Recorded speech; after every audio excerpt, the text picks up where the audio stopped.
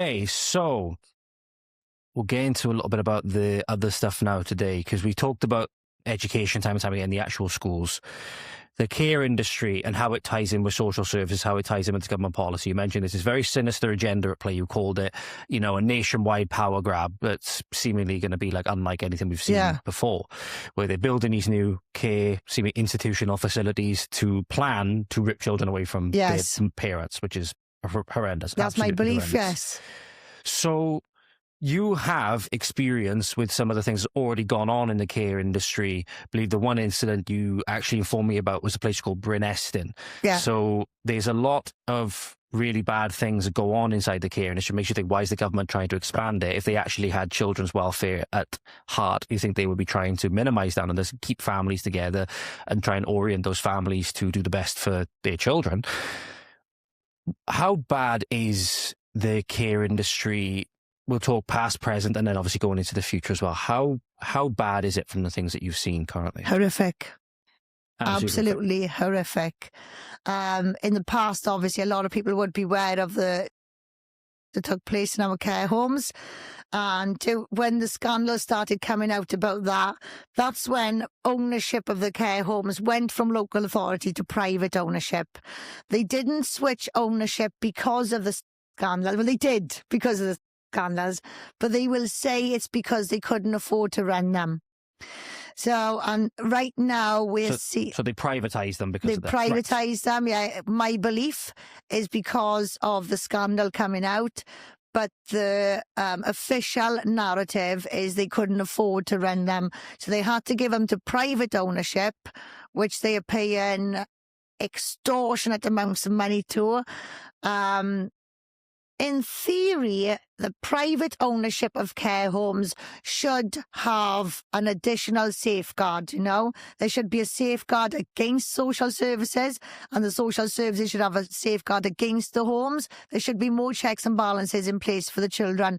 We know that doesn't happen, but in theory, it should be happening. You know, there should be those extra safeguards there. But what we are now seeing is the government, they're bringing out incentives in England for people to open up care homes or open up their homes to children. And something similar is happening here. But we are actively building care homes here. A new piece of legislation has been passed to take profit out of care. We had absolutely no idea this had passed. It sounds fantastic. Nobody should be making profit off the care of children. Absolutely agree. However, the government can't be trusted. The government cannot be trusted with our children. So, you know, can they afford them or not?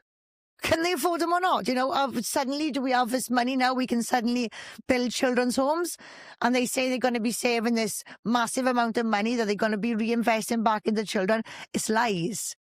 It's lies. I've actually had a meeting yesterday with somebody who runs a children's home. I don't want to talk about personal life or anything like that, but I'm going to say it's a fantastic children's home. And he made some fantastic points to me yesterday.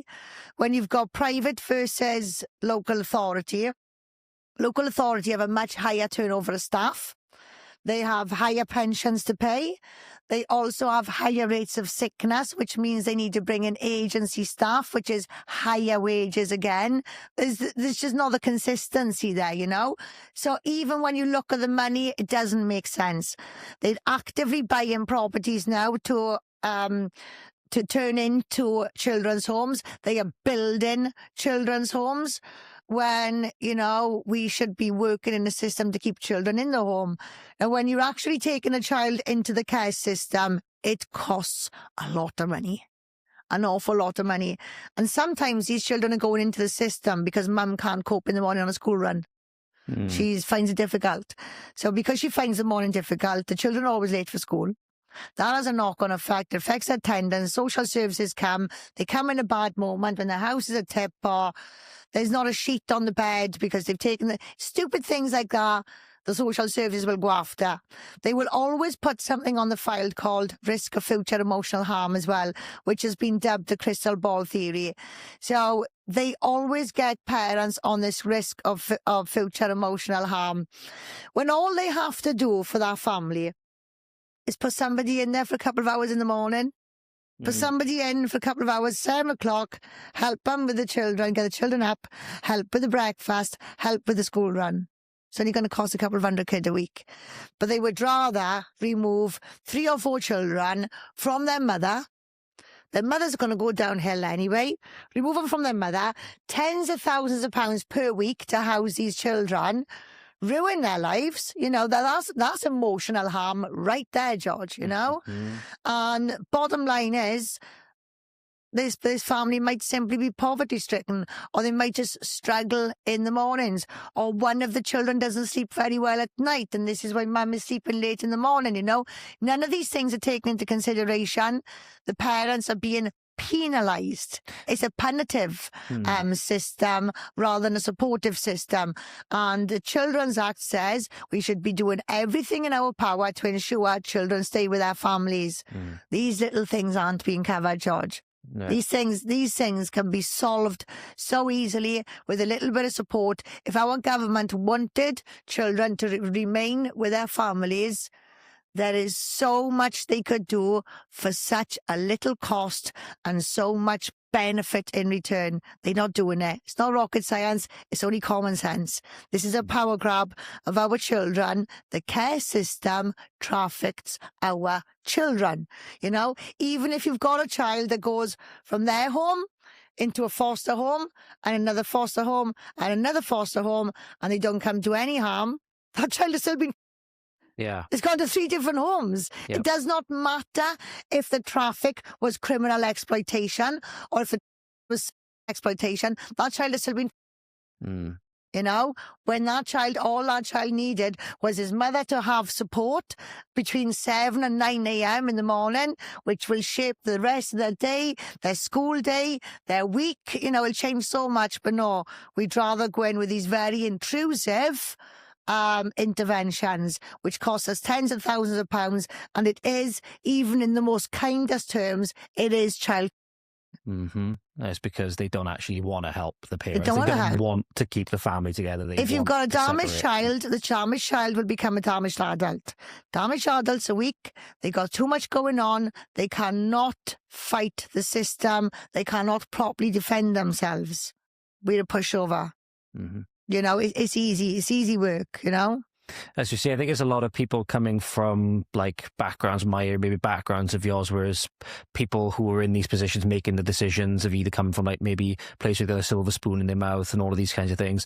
They don't realise the kind of toughness and the kind of, I suppose, kind of ingenuity that comes with a hard upbringing, but getting through it together as a family. Yeah.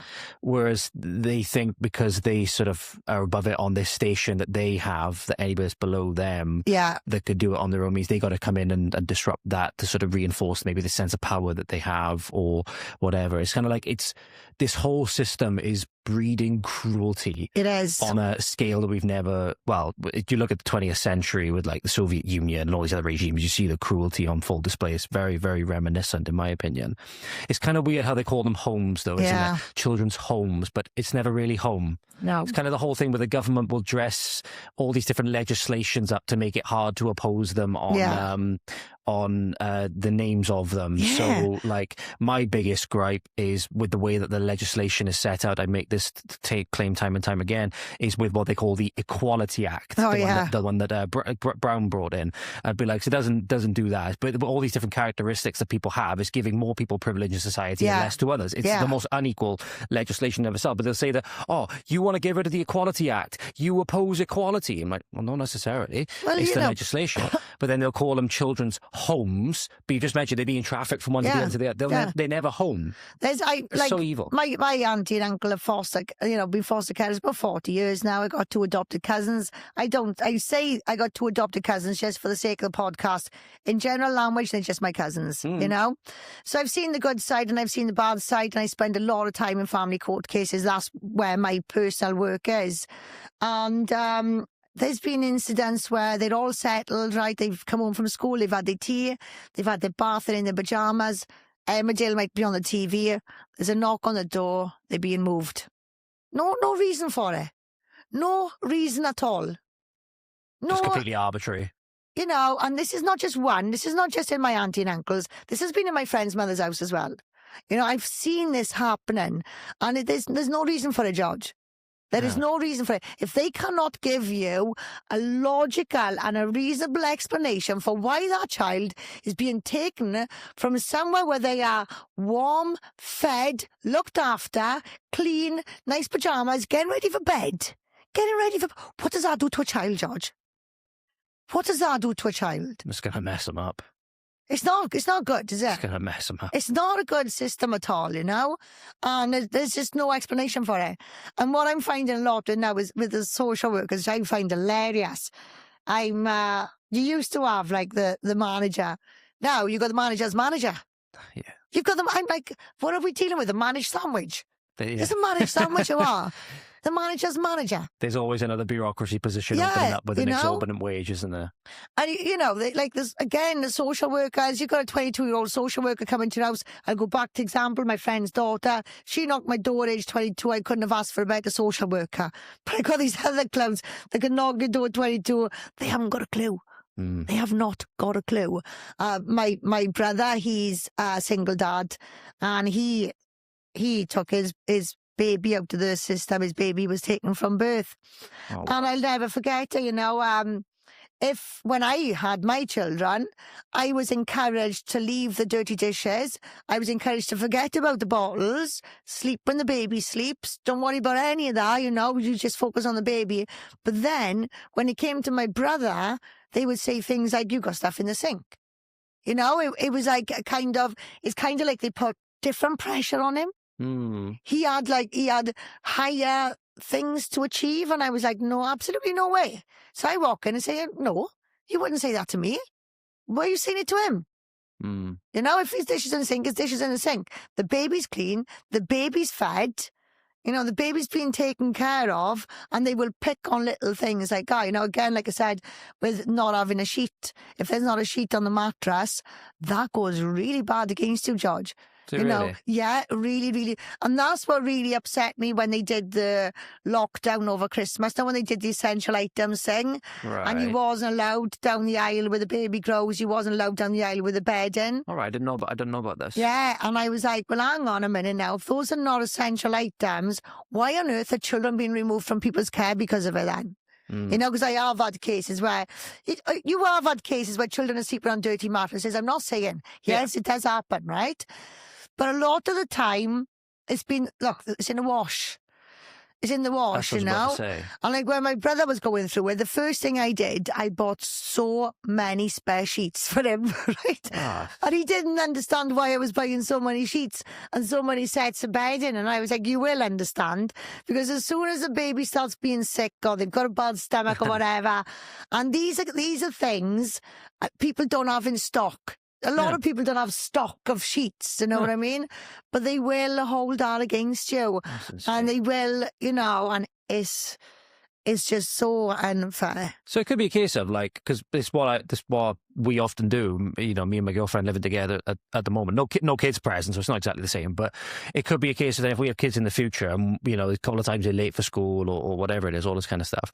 And social services turn up, and what sometimes we'll do is you air the mattress out. You know, you leave the sheets off, you take all the bedding off, you go and wash it and whatever, but you air the mattress out. Yeah. So if they happen to come in and be like, oh, let's see the bedroom, and there's just no sheet on it. I'm saying, I'm airing the mattress out. The window's open, I'm airing the mattress out. Be like, they'll be saying, oh, yeah, he's always saying he's airing the mattress.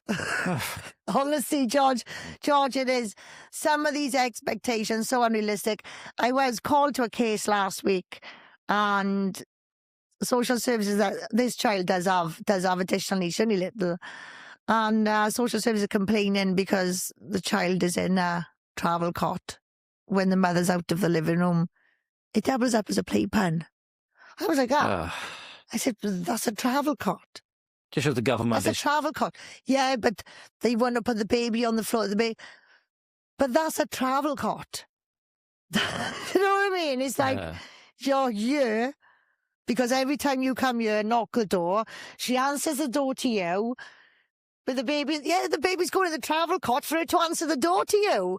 But every time they go there, the baby's in travel cot. Yes, for safety. You've just knocked the door. But they just don't seem to get it.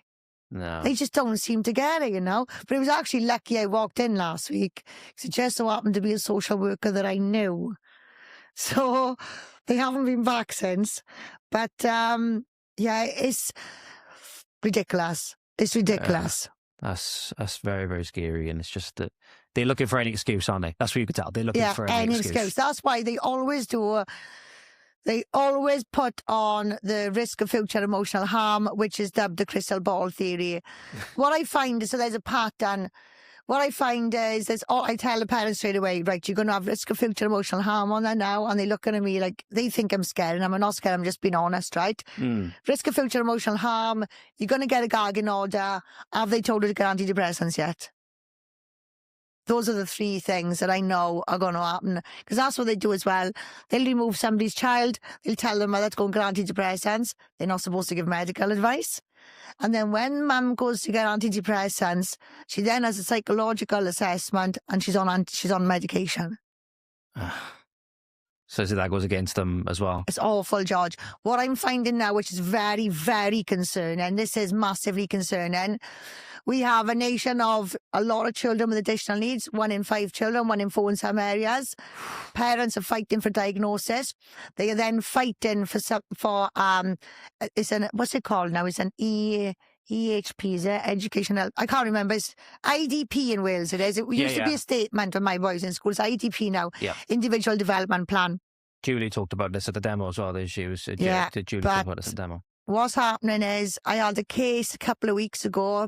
Dad was only 19. The child isn't even born yet. And they're doing proceedings on that unborn child. Dad is a danger. Dad has a police report on his record from smashing stuff up in school. These are all additional need responses. So the stuff that's in his IDP is being used against him in adulthood and parenthood. No way. So what we are doing for our children, we think we're doing right for our children. We think we're doing the right thing by getting these documents attached to our children, legally binding documents, but they are then being used against them in adulthood. And this is why That's insane.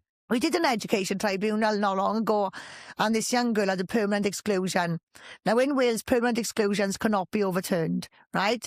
So it could be a case of, well, there's no point fighting this case. There was a point fighting this case, because what we needed to do, George, was we needed a document on that child's file.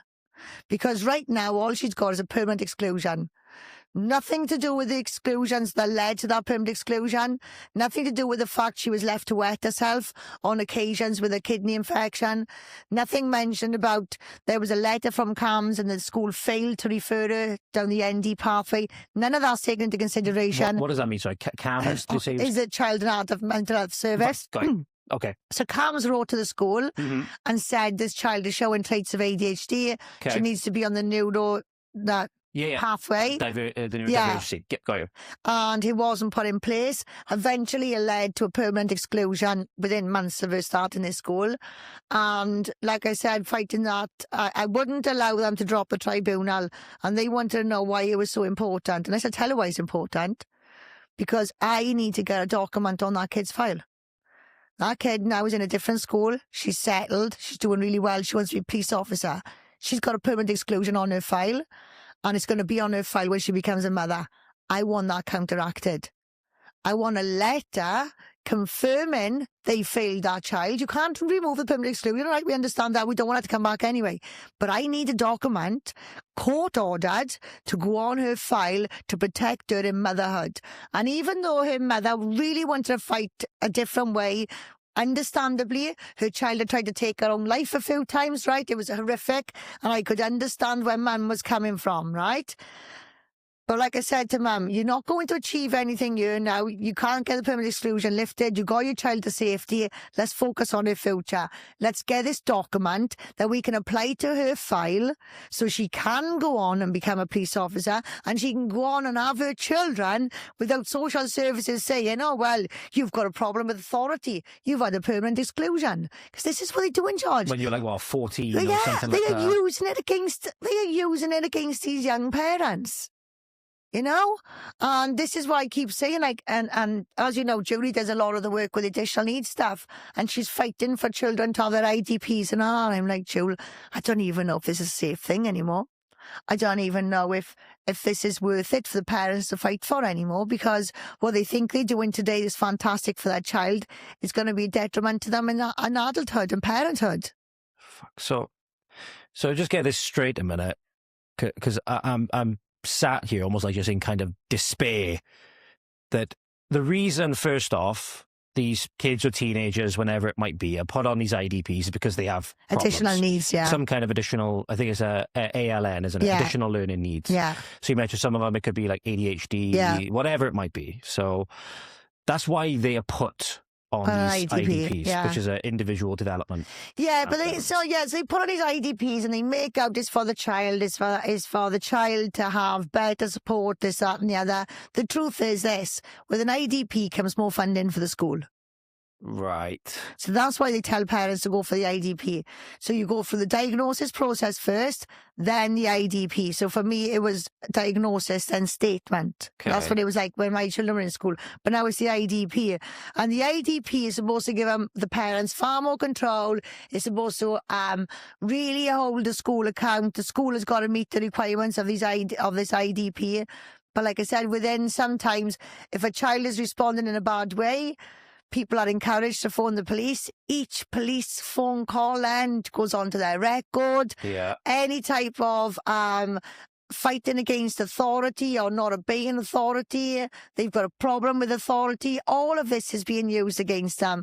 And I wouldn't say this had I not had a case that it happened to. Yeah. I was amazed. I didn't even meet this young boy. I was on the meeting for the mum. The young boy's mother was actually on for him, and she was in America at the time, bless her. I could not believe what I was hearing. Yeah. And I could hear her saying, hang on, that's from school. That's, I could hear the mother, like, what are you doing kind of thing. But I could not believe they were actually bringing up this child's IDP in his parenthood. He hadn't even become a father yet. The girl was pregnant. So you have individual development program, which in theory is meant to give the parents more control.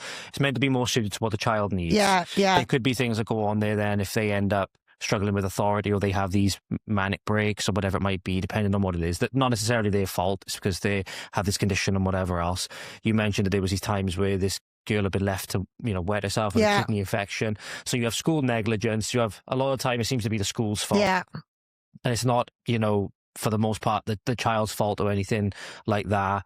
And then even going as far as to like permanent exclusions, all of this stuff.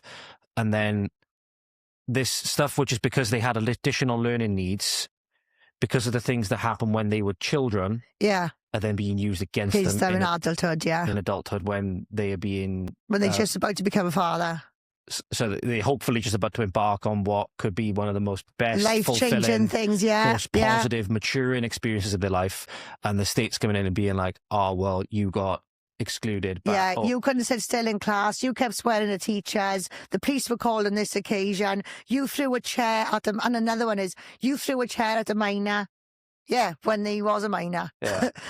So it's like, you were a minor. Hang on, they were both minors. So things are... That's evil. It is awful, George, And when I'm looking at the system, I see it through a different lens than other people because I'm in these cases all the time. I don't talk about these cases because I can't. I don't share, like when people are sharing stuff that children are going off for social services or being taken by social services, they're begging me to share their posts. I can't. The reason why I can't share their posts and I can't get involved, George, is because I'm in the court already. And if I get done for contempt of court, I can no longer defend another child ever. And every time I'm in court, they always object to me being there. Sometimes the funniest one was, she said I used a false name. One woman did. That was hilarious. She said I said my name was Linda Evans. But usually what keeps coming up now is activism. So they'll say I'm an activist. And the judge will ask me what I say about that. I say, no, I'm an actionist.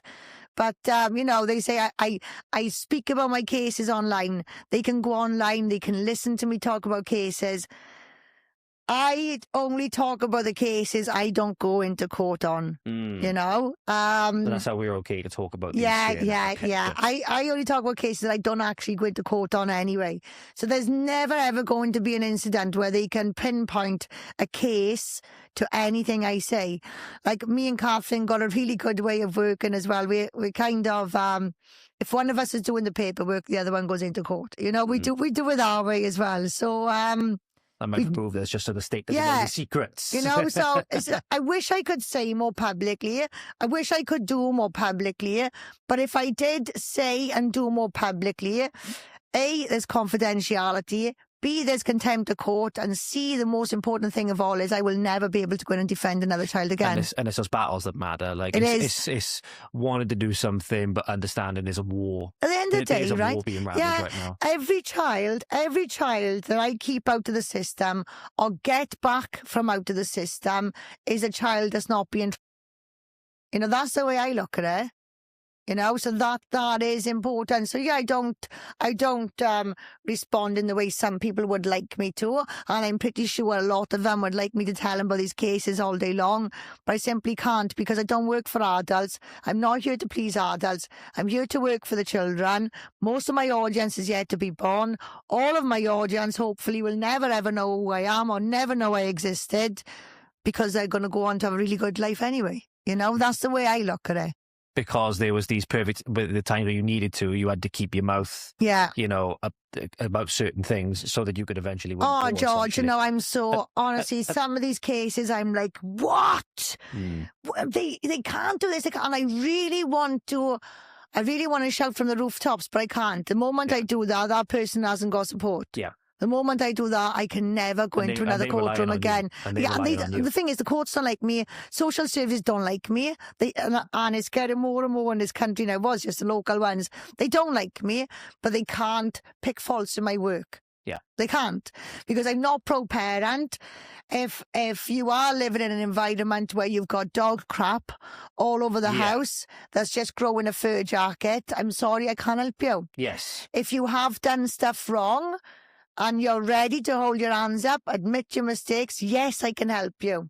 If you're innocent and you can prove to me through your paperwork you're innocent, yes, I can help you. You know, that's the way it is, George.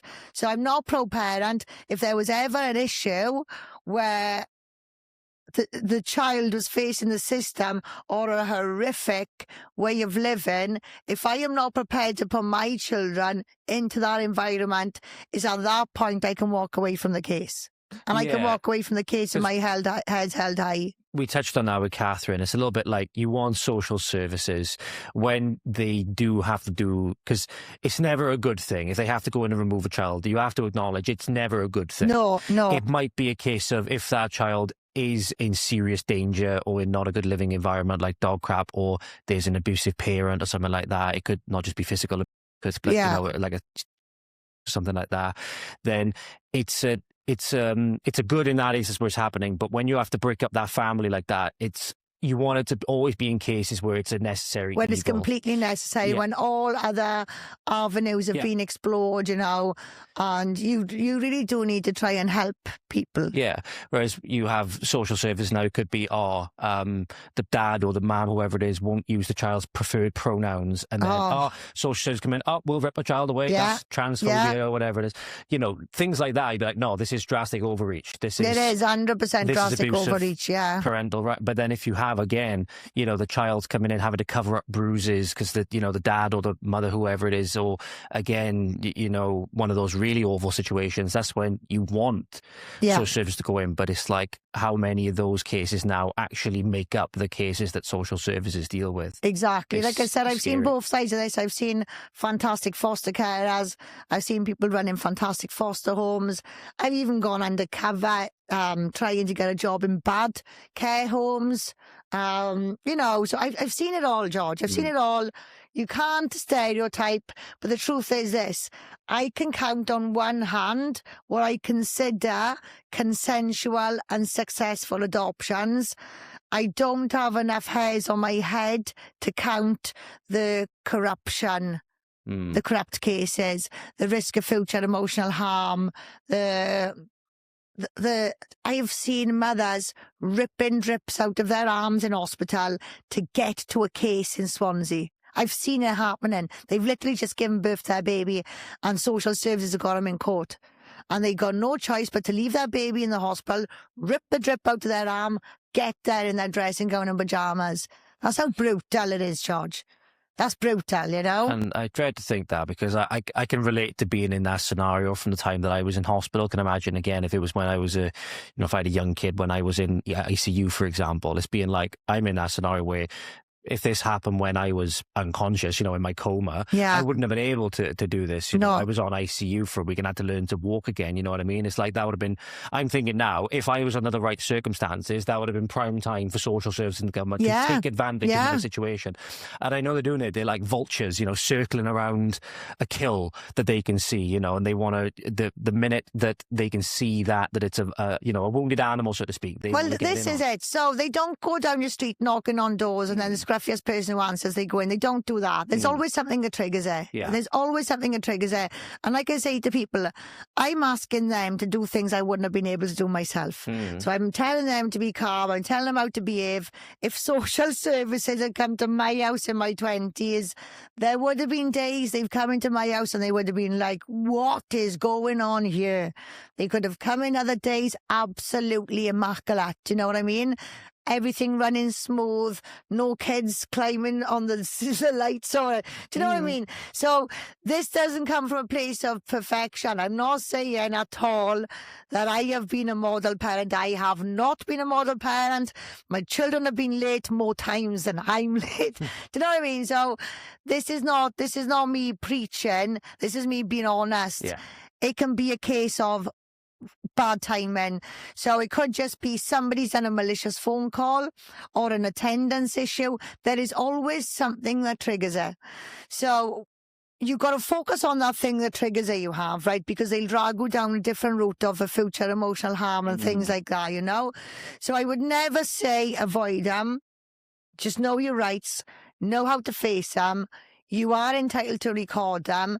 The only time you have to hand your children over and not, or let them in the house if the police is there. Any other time you don't have to do it, I've got just building my website now, Kimberley Isherwood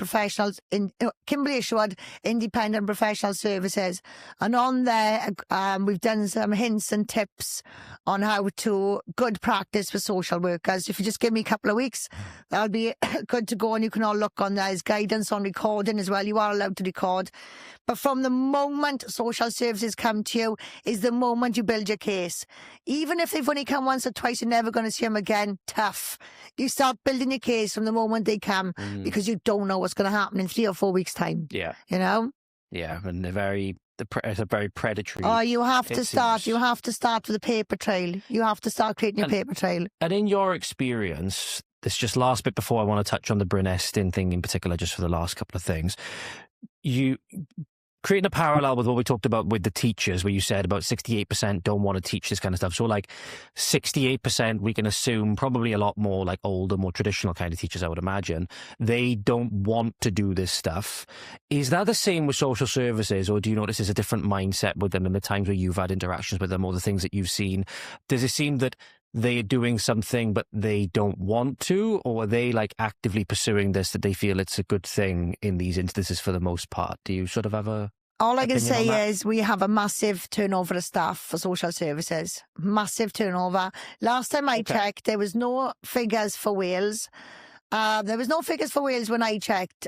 This was in 2018, there was 845 in England who had left social work that year, and there was no evidence they'd gone on to social work elsewhere. They don't last long in their roles, George.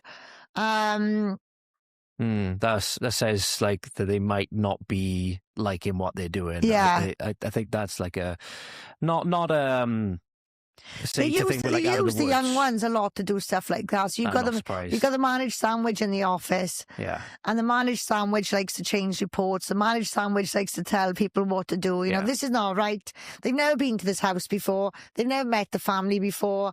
They look at a report like, nah, we'll change her. We'll do this. That's exactly what happens. That is exactly what happens, you know.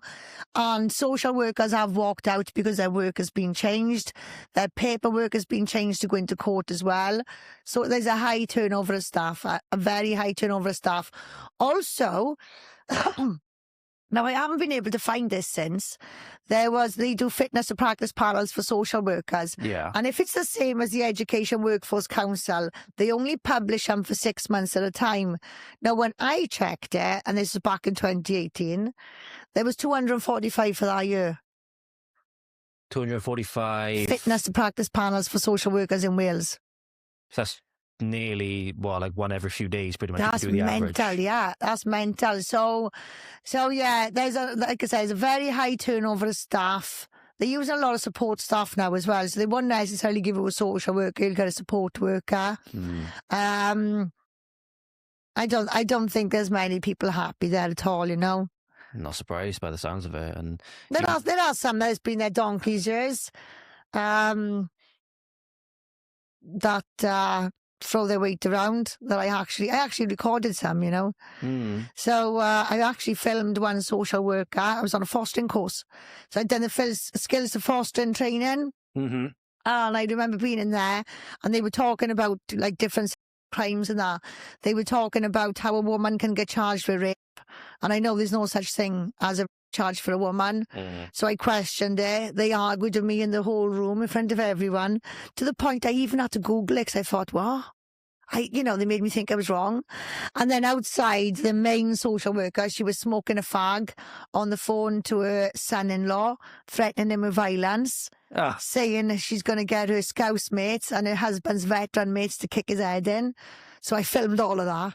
I filmed quite a lot, actually. How very supportive. Yeah, so this was a fight for my nephew. It was a no holds barred. And then I had to, this particular day, they turned up. I started asking them questions. They had no answers. And then I just exposed what was on my phone. And my nephew was back in a couple of days. But, but I had to do that the dirty way.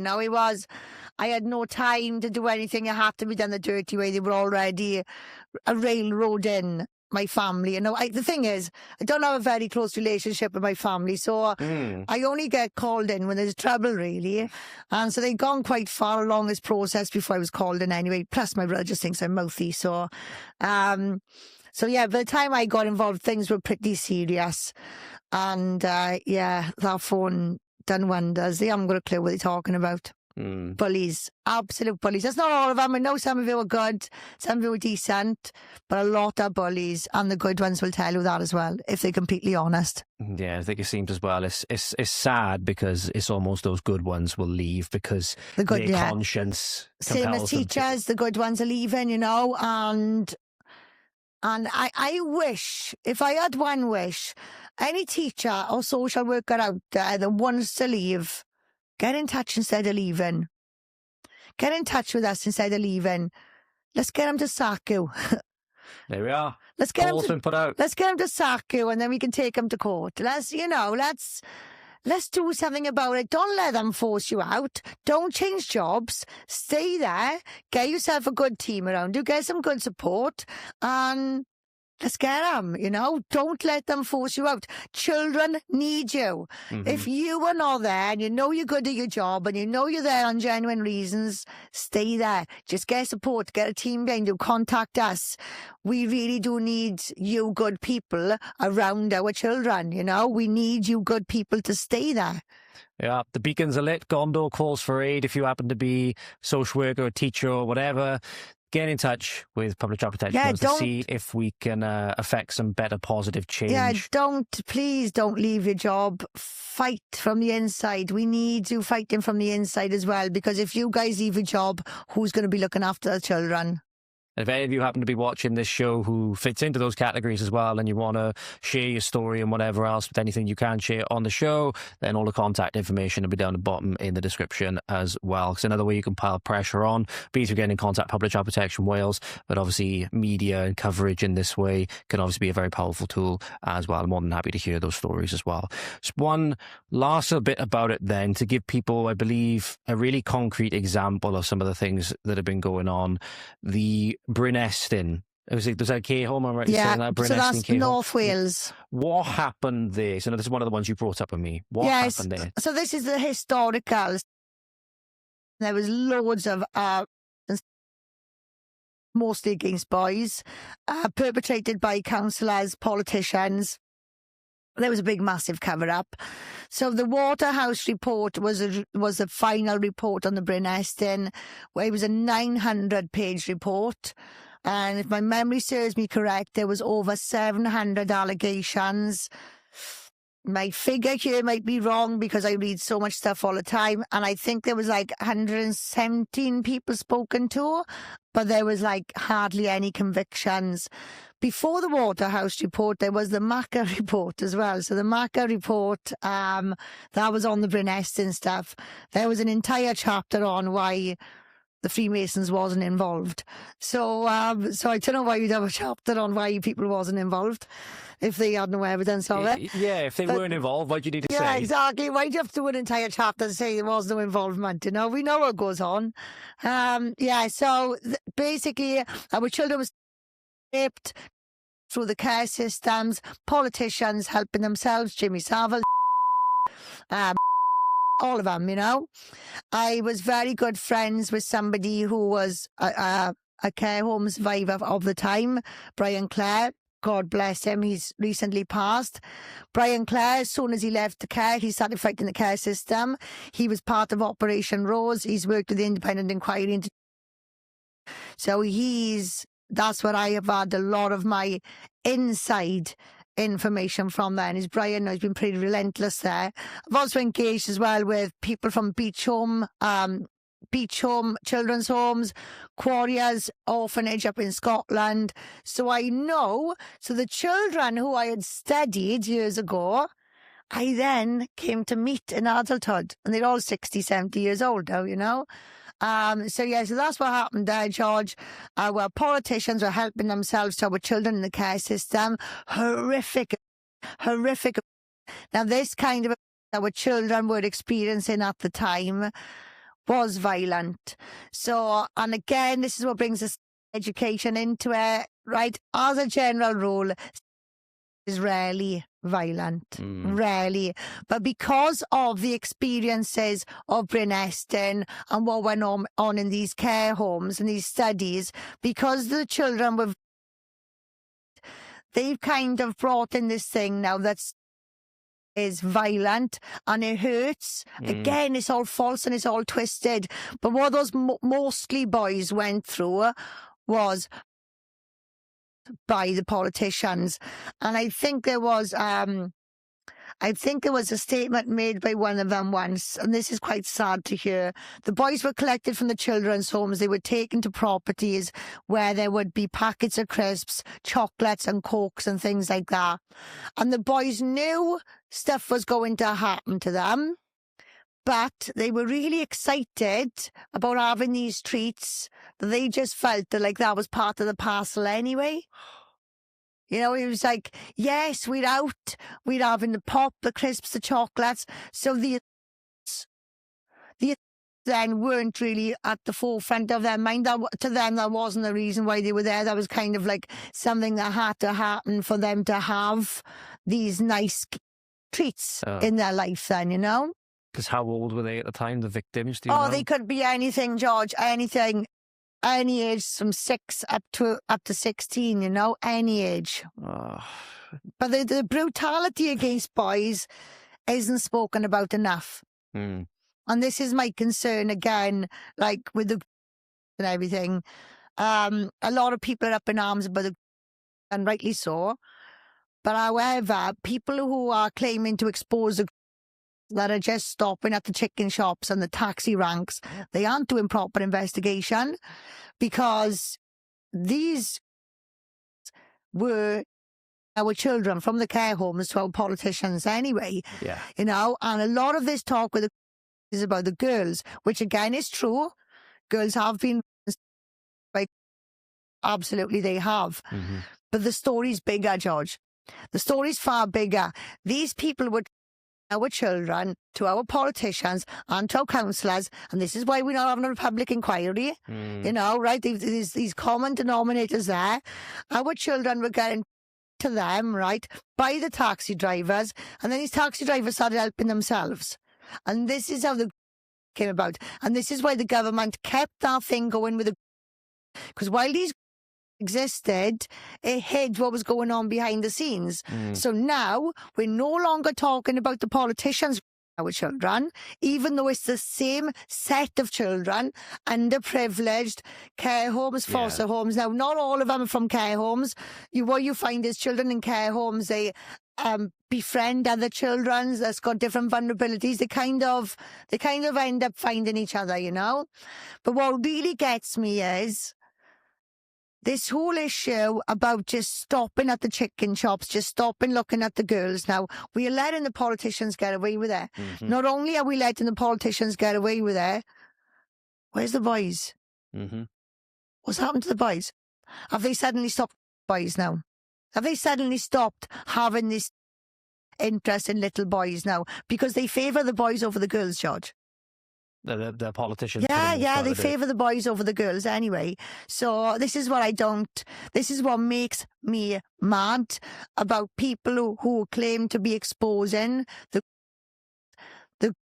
didn't come up on their own. The are a system who would our children from vulnerable situations to the politicians since the switchover from local authority to private ownership of these care homes.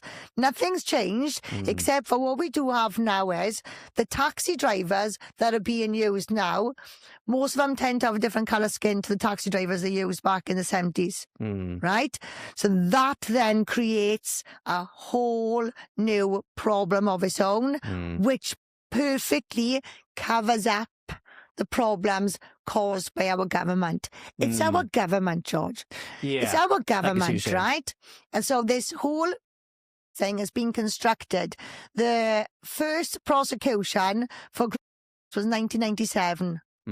But we only heard about this stuff in the paper in 2012 because they were ready to let it come out then, George. Do you know what I mean? They were ready to let it come out then. I'd like to know what happened in 2012 for them to let that come out, you know? So by giving our attention just to that area, and like I said, rightly so, girls have been seriously harmed.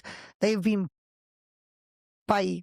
it's not just, it's been right? Nobody's taken away anything these girls have been through at all. But my concern is harrowing. Our public office is still continuing to get away with the of our children, and nobody's speaking about the boys. Don't tell me they've suddenly stopped our boys. Don't tell me they've suddenly stopped our children because they moved in and taken over on the girls. It's a load of crap. And that's what makes me really angry, George. Nothing has changed in public office.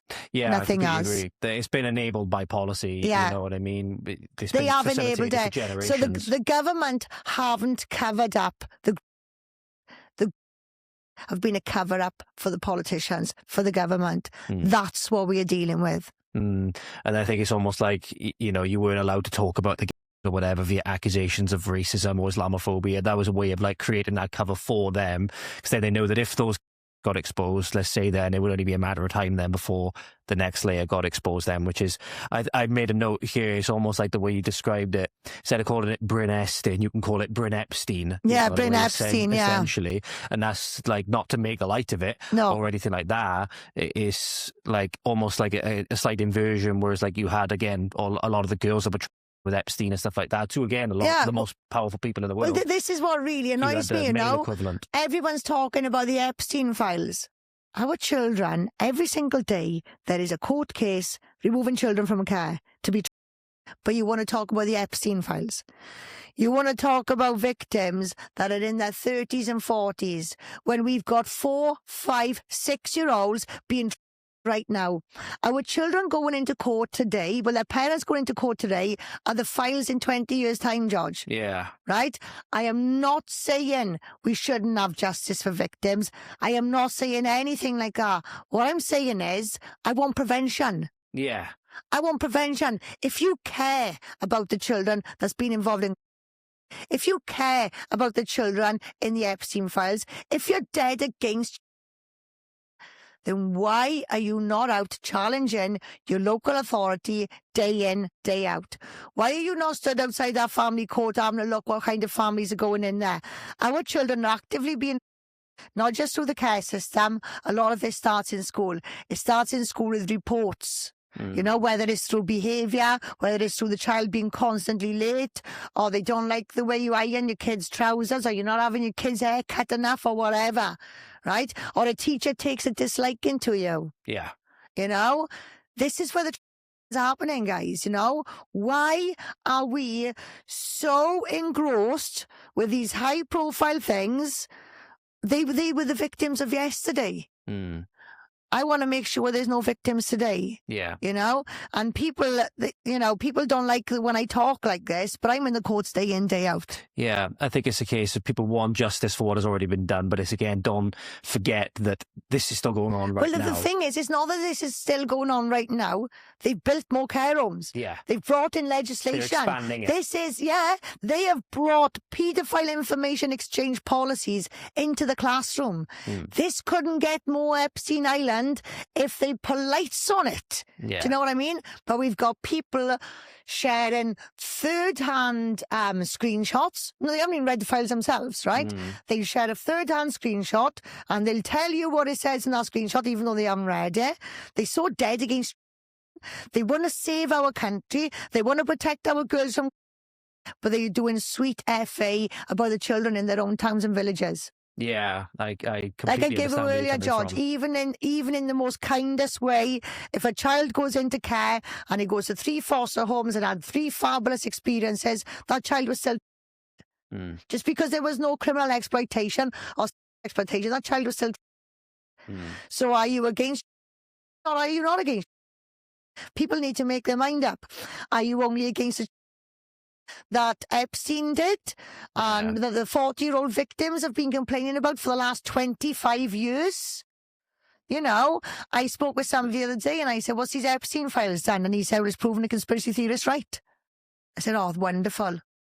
Wonderful. At least you've all been proven right. What about the kids? Yeah. What now? You've been proven right. What now? Are we going to deal with what's going on in schools? Are we going to deal with local authority? Or are you just going to sat there because these files have been released and you're right? This is what we're dealing with. You know, we need action. We need prevention. And we are not going to get it from files and documents that's 20, 30 years old. That's justice that people need to seek, yes. But prevention stops us going there again. Yeah, they were saying an ounce of prevention is worth a pound of cure. Oh, of course it is. The saying goes. And I think it's important to realise they're not mutually exclusive, are they? You can get justice for the atrocities that have happened and prevent more, which I think is pretty much, I think most people, even if, you know, they're the ones like sharing the screenshots and stuff like that, they would want justice to be done. They may be trying to get more awareness around it. But yeah, there's just been so many roadblocks, politicians looking out for themselves, isn't it, to cover for the evil things. Well, the thing is, right, you know, you could have a high-profile case. I could expose a high-profile case now, right? And everyone's going to paint me a hero, okay, because I've exposed this high-profile case. But prevention, stopping anyone having a high-profile case, stopping people being raped is a thankless job. Yes. It's not glamorous, George. Yes, absolutely. You don't get the likes. You don't get the ego rubbed with that, you know? So prevention isn't so attractive to people, but prevention is what we should be focused on. Prevention is the reason why we're not going to have files in 20, 30 years' time with the children that we look at in our streets right now, because we are not going to know children are being especially the ones that's not in care, the ones that's fallen in love with an older man that think they're in a relationship, the ones that sending pictures of themselves on Roblox for V-Bucks. Those are the children that need our help now, not the children in the files. Mm. I can see what you're saying. I absolutely see what you're saying. I think it's, when you say that the two ventures are kind of linked together, the justice and the prevention, they're going to be inextricably linked together. Yeah, you seek justice. Yeah. Absolutely, you seek justice. And I'm sick of people saying, yeah, but this has woken people up. George, you can wake people up all day long. It doesn't mean they're going to get out of bed. That's a good... It does not mean they're going to get out of bed. It's actually one of the things I wanted to ask then, because this is something that came up with me recently. You mentioned this now. It was a comment which I saw on X, and I think it was every politician, every MP, I think it was in Wales, had voted against an inquiry into the a recent government sanction, whatever it was. Every single one in Wales, I think, voted against it. And somebody put a comment on there, and it was a constituency in Wales that I was like, I tried to message them there, being like, look, you said these are a hotbed for these things. Wait until people find out that this constituency is a hotbed for these things. And it was a particular interest to me because it was my constituency that was mentioned. So I'm now trying to find out, what do you know? Tell me what you know, because I want to act on this. I want to take this forward. Because if I find out that, my MP, MS, whatever, has, covered up whatever heinous... It needs to happen now. Yeah, exactly.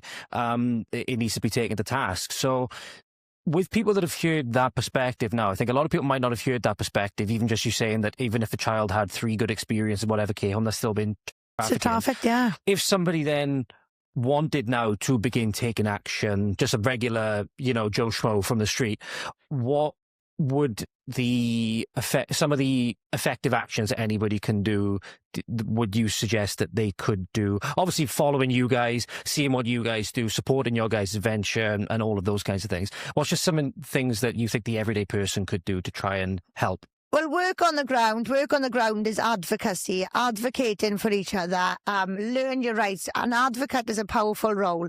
So when you can support each other, you're not only preventing that child from going in the system, but you're learning from each other. That learning then goes on to the next family, the next family, the next family. So these ripples then create waves of defence, right? Another thing is, guys, they are busy legislating against us, power grabs. So what we are doing is we're developing legislation of our own.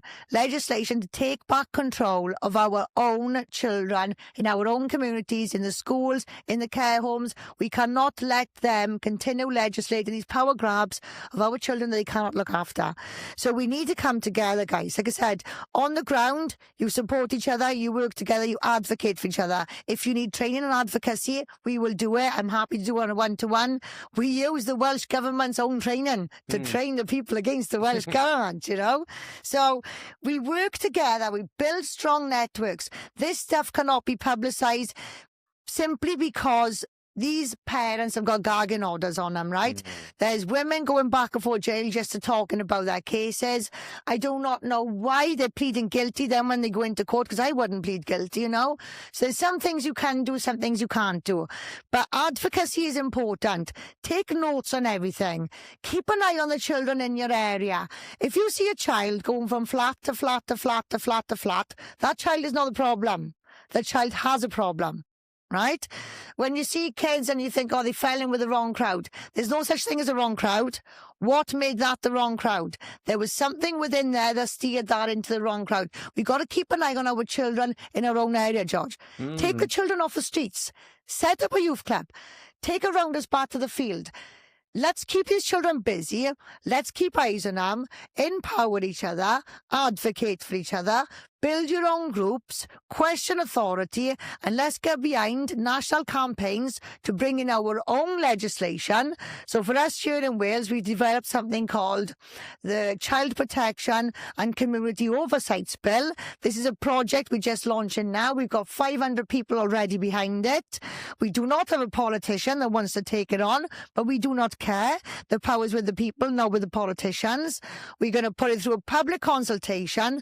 We will edit it ourselves, and only when the country is behind it will that then act as a petition for legislation. So we've got to be practical on the ground. We've got to be active in our communities to keep our children busy and keep an eye on them. We've got to want to get involved, and we've got to look at it from a legislative perspective as well, right? You do not have to be a genius to pull this stuff off. I've been on the streets. I've been in a youth offenders institute. I was excluded more times from school than what I was allowed in school. You do not have to be an educated individual. You do not have to have confidence or courage. All you've got to do is get in touch. Let's build networks. That's what we're here for. It's really, really good. It's good that they have a resource like PCPW and yourselves to give them that kind of framework, what things that they can work with. Some people, they might just be looking for a little bit of advice and things that they can set up in their own community and stuff like that. I think one of the biggest barriers is going to be getting kids away from their screens. Nowadays. That's going to be one of the biggest barriers. I think the only people that are really going to be best suited for that would obviously be the parents themselves. As well. It's important to, if you are a parent, to be taking these things seriously. And to be kind of like the steward over the extracurricular things of your child, so that they're not spending all those times on the screens and whatever else. Because think about it, there's a whole world of people that can get at them through. Oh, it's not just that. Nobody is immune. Today you might have 3 children, fantastic husband, good income.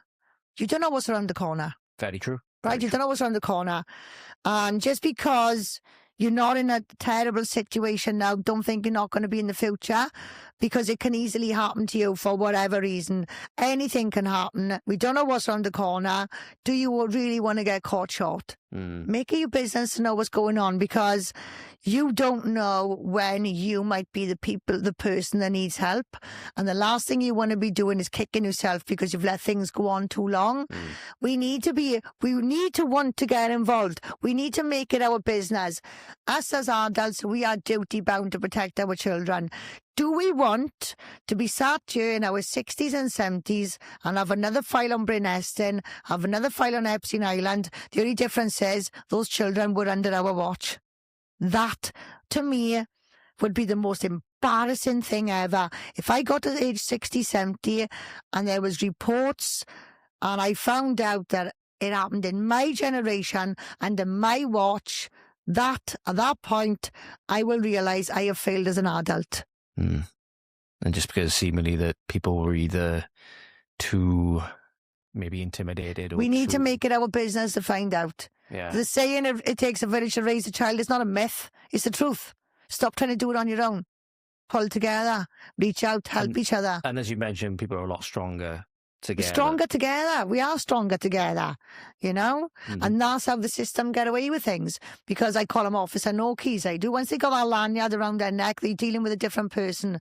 Strip that lanyard back, you're dealing with a wally. So, at the end of the day, guys, we can do it. We can do it. We are our children's only line of defence. And if we don't take this serious now, the people out there who believe our children are currency, they're going to gobble them all up. Yeah. There's no more really important fight really that you could think of than a no more noble fight really for children. There's no more important fight than the fight for children. But also, when you're fighting for the children and truly fighting for the children, nothing anyone can do can stop you fighting. No egos get involved. There's no glory hunting involved. When you're fixated on the child and the protection of the child only, that's when you're dealing with a whole different fight altogether. It's a different fight altogether. It doesn't matter what happens to you. It doesn't matter what is said to you or what you have to go through. When you know you are fighting for that child that hasn't even been born yet, things are different. It's a harder fight because people like to have a pat on the back. It keeps people going. They like to know they've produced good work. So it's difficult to work in a field that's quite thankless. But the results will show in 20, 30 years' time if there's reports and files published on our children now. So only then we can have our measurement of success. But at the end of the day, why did we have children? Unless we're prepared to do everything in our power to protect them. And I'm sorry, tans, lashes, teeth, and flashcards, that's not what your children need. Your children need somebody who's present. Your children need to know you fought for them. And they're not going to know they needed you to fight for them until they're in their 30s anyway. And that'd be on their burden to make sure they do the same for their next generation. Let's not make mistakes. Let's not make mistakes the generations before us have done. Be the generation of change. Yeah, we have to be generation change. Right. Yeah. In a world where you can be anything, be brave. Mm-hmm. There we are. That's a great place to leave it, actually. Kim, what have we got coming up with Public Child Protection Wales? Some key dates, whatever, that people can be aware of if they want to keep in tabs of what you're doing. So April the 18th, we have a conference near Newport, just off the M4. We do not give out the location till a week before because there's some people out there just don't like us. It's a fantastic conference. We've got teams flying all across the world who've been fighting sex education.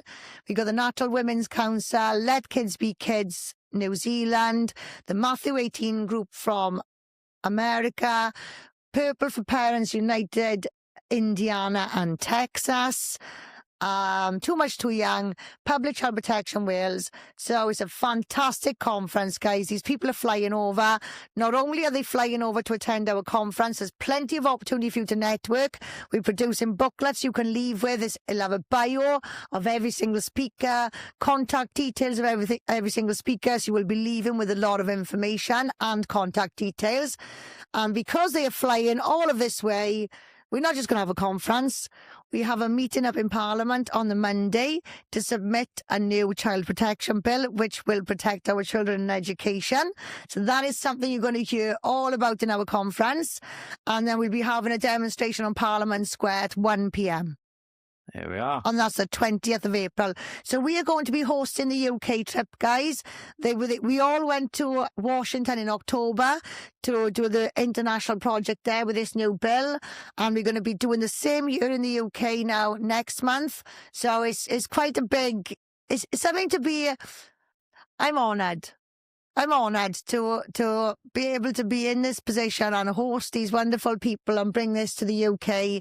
So you guys just come along, take all the information you need, all the contacts you need, and let's make this worthwhile. We're not going to get another opportunity like this for a long, long time. You're only ever going to see these people on a screen across the computer. Come and meet them. Come and get information. Find out that this really is global. You know, this is not just a UK thing. It's going to be worthwhile. This event should cost you in excess of £75 to £100 per ticket. But we don't believe in making money. We believe in making contacts, networking, and building relationships. So the event is going for £12.50 admission, £7.50 with a buffet. But if you're watching this after the 5th of March, I'm sorry, tickets would have gone up to £17.50 with still £7.50 for a buffet. Fantastic event, roundtable event, tickets are limited, but it's an open space in London, anyone can come. There we are. So in all likelihood, ladies and gentlemen, because it's the 3rd of the 3rd today, by the time I get this edited, as well as some other projects going on, it probably will be after the 5th, but you'll have all the details down below. Make sure you support it, and be no better place to learn from other people who are fighting this fight all throughout the world as well. You know, in America, New Zealand, all these other places where there'll be things which you can pick up to enact in your local communities. They might be enacting in their local communities out there. There's an endless stream of ideas to really protect childhood innocence. Is that sounds about what we're doing? Well, Kim, thank you very much. Greatly appreciate your time today. No, thank you. Thank you all so much for watching, listening, ladies and gentlemen. Hope you, I can't really say so much you enjoyed it because there's so many morbid things that we talk about, but I hope you found it useful. I hope you get some inspiration to go out there and really be a part of this fight. It's risky, it's scary, but it's necessary. You take care, ladies and gentlemen, and I will catch you up again very, very soon. Godspeed. Thank you very much. Well, ladies and gentlemen, I won't say that I hope you enjoyed this conversation, because it's not a conversation to be enjoyed, but I hope you found it useful. My second conversation with Chairwoman of Public Child Protection Wales, Kimberley Isherwood. If you haven't gone and watched the first conversation, I highly suggest that you do so. A lot of the things that we talked about in this episode are run-ons for the things that we discussed in that first conversation. So make sure you go and listen to that as well, or watch that. Links down in the description or the show notes, wherever you happen to be watching or listening to this program. My question to you, ladies and gentlemen, again, a large part of the conversation that I had with Kim revolved around making sure that the evils that we've seen in the modern day, whether they be due to some of the things that come up in this conversation, Epstein, the Bryn, Estyn, care home, all of these different things, right? The prevention element is something that should never ever be lost sight of, because as we talked about, we can pursue justice, right? And we should be pursuing justice for the victims of Jeffrey Epstein, the victim of every single case of exploitation and all of these other heinous atrocities. But what can we do to ensure that they never happen again? That's one of the big things we need to focus on as well. And you saw when I asked Kim, she had a few suggestions in there. So maybe put in the comments, ladies and gentlemen, what are some of the things that you think we can all do to take these issues to task and to make sure that these things are never replicated again? What are some of the things that need to happen on an individual basis, societal basis? Leave them in the comments. Let's get some discussion going. Also, make sure that if you are ever confused on what to do or unsure of ideas, unsure of what to do, then reach out to Kim or any of the others through their website. It'll be linked down below. Sometimes all that you need is a little bit of advice. Thank you so much for watching, listening, ladies and gentlemen. Greatly appreciate you all. You take care, and I'll catch up with you soon. Godspeed. And a massive thank you to every single viewer, listener, supporter, and member of Voice of the Valleys across any of the support platforms that we have. The support is greatly appreciated. If you'd like to become a member or supporter, then please check out some of the links available below. In the members areas, you'll even get exclusive perks and content in exchange for your support.